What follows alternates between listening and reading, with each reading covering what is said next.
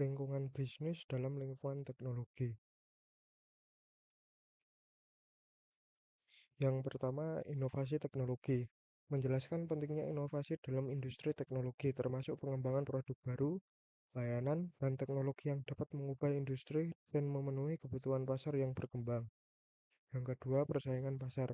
Menganalisis kompetisi di pasar teknologi, termasuk persaingan antar perusahaan besar, startup, dan perusahaan teknologi global. Yang ketiga, regulasi dan kebijakan.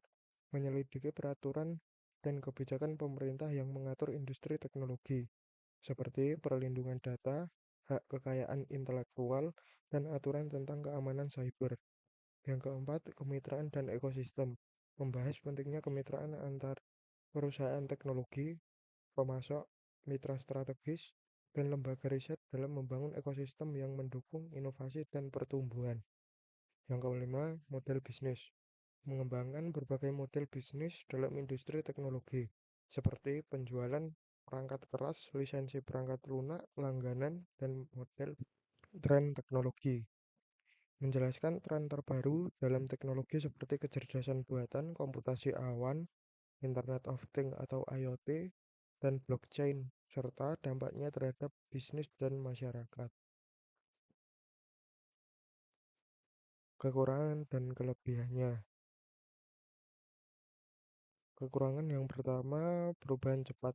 Industri teknologi sering mengalami perubahan yang cepat sehingga perusahaan harus dapat beradaptasi dengan cepat untuk tetap bersaing. Yang kedua, tantangan keamanan. Terdapat risiko keamanan yang tinggi terkait dengan serangan cyber dan pelanggaran data yang dapat merusak reputasi perusahaan dan kepercayaan pelanggan. Yang ketiga, kompleksitas regulasi. Industri teknologi seringkali diatur oleh regulasi yang kompleks dan berubah-ubah, yang dapat mempersulit proses bisnis dan memerlukan sumber daya tambahan untuk kepatuhan. Kelebihannya yang pertama, peluang inovasi. Industri teknologi menawarkan peluang besar untuk inovasi dan pertumbuhan, terutama dengan perkembangan teknologi baru dan permintaan yang terus berkembang dari pasar. Yang kedua, skala global.